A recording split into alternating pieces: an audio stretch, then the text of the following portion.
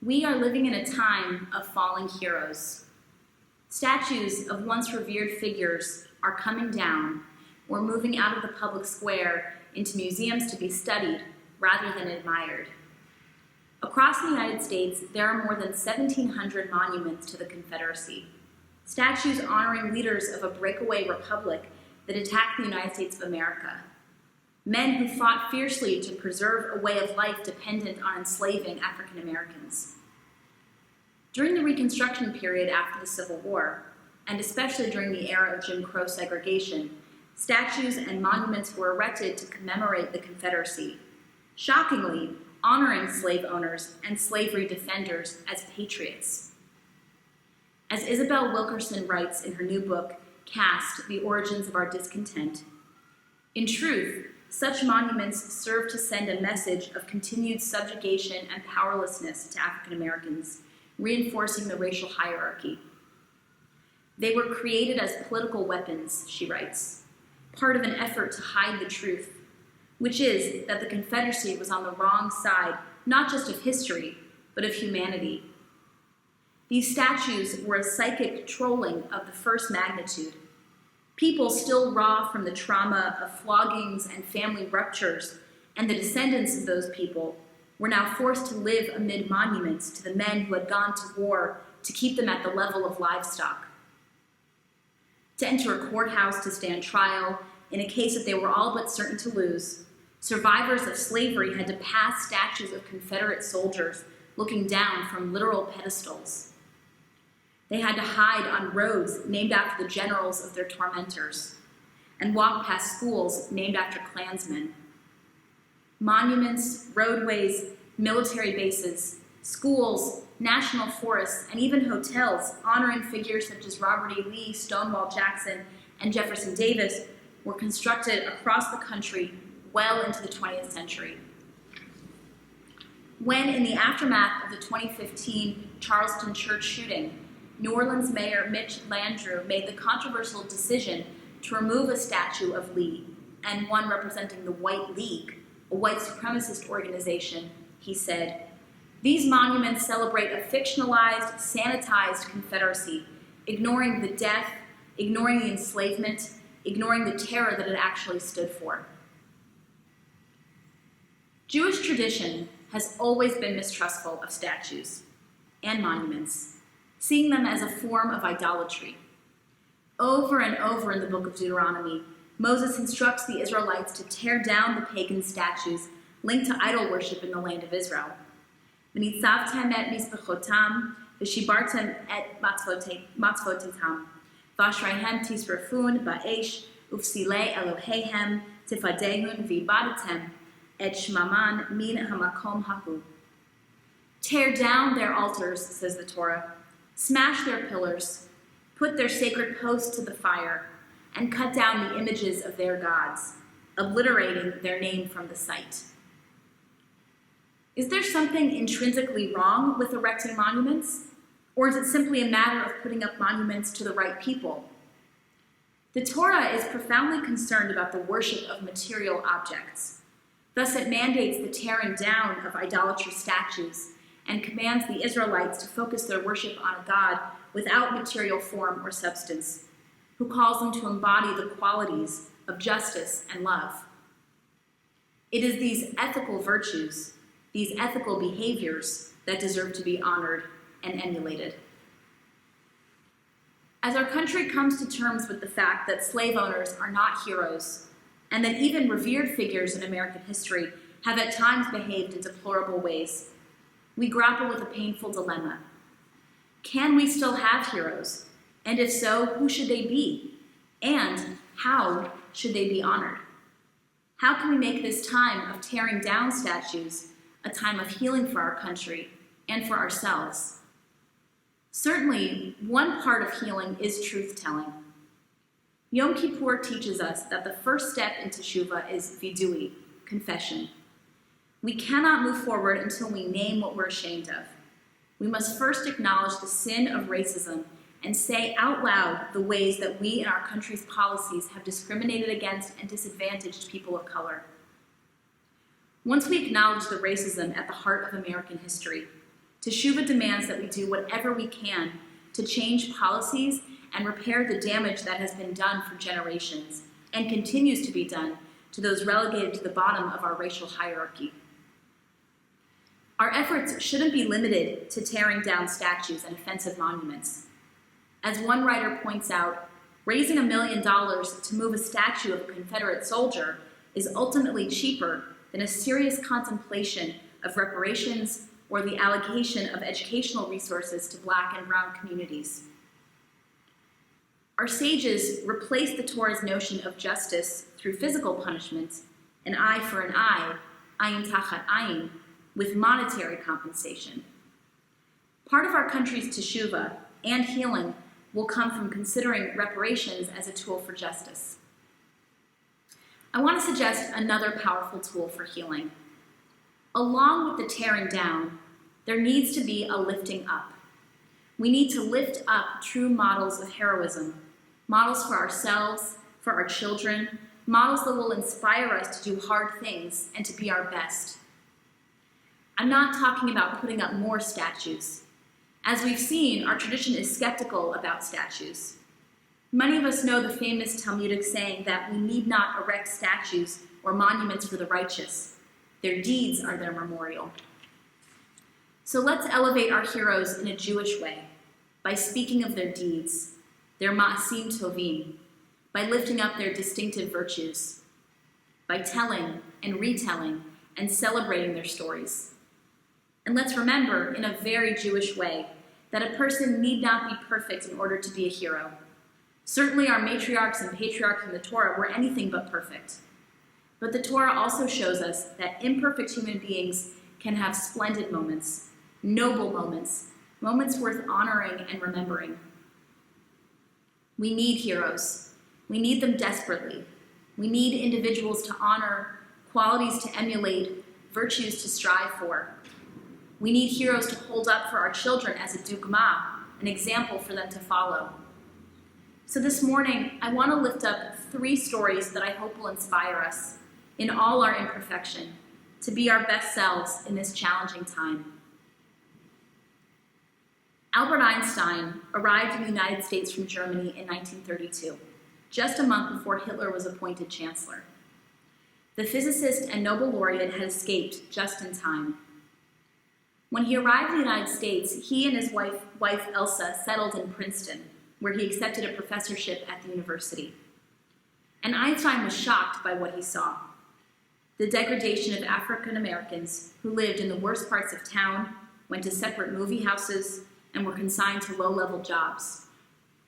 The worst disease is the treatment of the Negro, he wrote. Everyone who freshly learns of this state of affairs at a mature age feels not only the injustice, but the scorn of the principles of the fathers who founded the United States, that all men are created equal. In 1937, Marian Anderson, a renowned African-American singer, visited Princeton to perform at the Marder Theater. Despite her stature as a world-famous performer, no hotel would allow her to rent a room. When Einstein learned of this, he invited her to stay at his home. And each time she visited Princeton from then on, she would stay at the Einstein residence, even after Princeton hotels began accepting African-American guests. Einstein and Anderson remained dear friends until the end of his life. Segregation was legal in the United States in the 1930s. It was the law of the land. But Einstein knew of a higher law, and that was the law he obeyed. Einstein's personal experience had taught him a powerful moral lesson. Being a Jew, he said, perhaps I can understand and empathize with how Black people feel as victims of discrimination. Jewish memory is understood by the Torah as an educational tool that compels moral behavior. We were slaves in the land of Egypt. We understand the lived experience of the stranger. Therefore, we should love and befriend the stranger. Einstein embodied this precept. Marian Anderson, scorned and treated by her society as a stranger, Einstein loved and made a friend. His experience in Germany sensitized him to discrimination, and the years he spent in the United States only intensified that sensitivity. "The more I feel an American," he said, "the more this situation pains me. I can escape the feelings of complicity in it only by speaking out." And Einstein did more than speak out. He joined the NAACP, co-chaired a committee to end lynching, and passionately advocated for civil rights. W.E.B. Du Bois wrote, "He hates race prejudice because as a Jew, he knows what it is." We like to think that we too would have spoken out and acted against the racist thinking prevalent at the time, but odds are that we wouldn't have. The truth is that most people did nothing and said nothing. Most people followed the law, even if they privately disapproved of segregation. But Einstein's history shaped his moral conscience. Above all, he had the courage to act. Like Rabbi Joachim Prinz, Einstein knew that the greatest danger for America was to become like Germany, a nation of onlookers. Today, most of us remember Albert Einstein as a brilliant scientist, but we should also remember him as a champion of civil rights, a Jew who refused to forget where he came from. And we should teach our kids that it's nice to be smart, but what's most important is that we use our intelligence for kindness.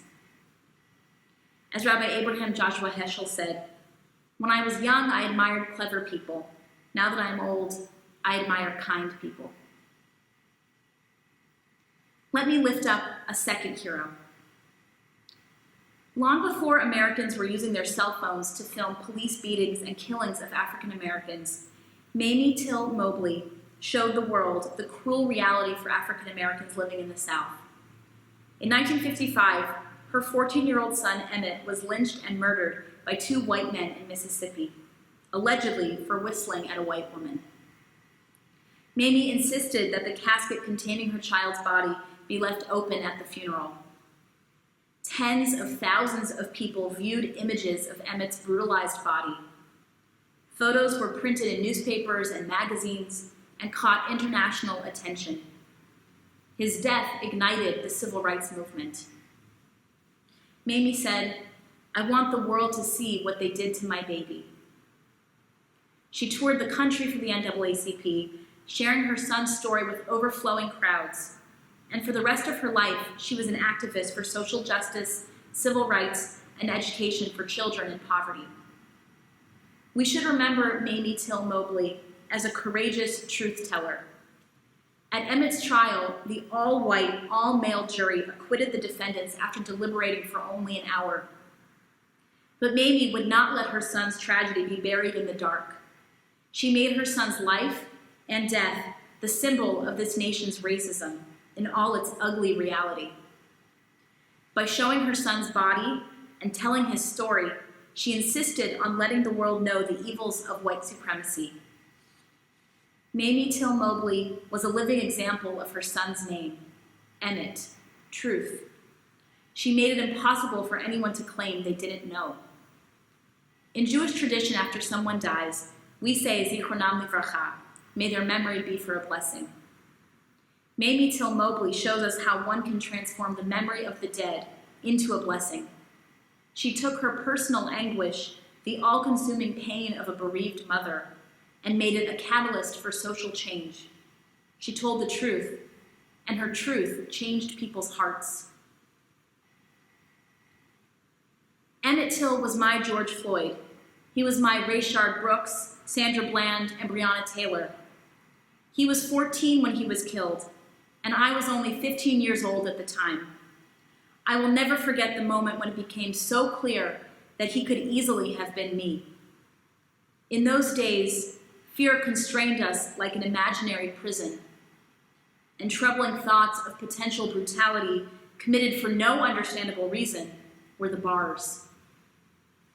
Those words were written by the third hero I'll lift up today, the great American statesman John Lewis, who passed away in July.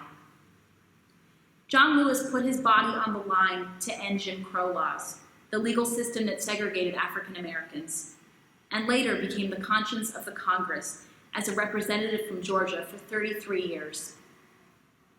For daring to struggle for civil rights, sitting at whites-only lunch counters, registering African Americans to vote, and marching for equality, Louis endured untold blows to his body. He was arrested 40 times between 1960 and 1966, was repeatedly and brutally beaten by Southern policemen and hoodlums, and spent countless days and nights in jail. When in 1965, Louis joined hundreds to march on the Edmund Pettus Bridge in Selma, Alabama, in one of the most famous American marches in history, the peaceful protesters were met with tear gas, bullwhips, and billy clubs. Televised images from Bloody Sunday pushed President Johnson to get the Voting Rights Act passed. This landmark legislation struck down literacy tests Black people had been compelled to take before they could register to vote. And it secured federal registrars at the polls to ensure Black Americans could not be denied their ballots.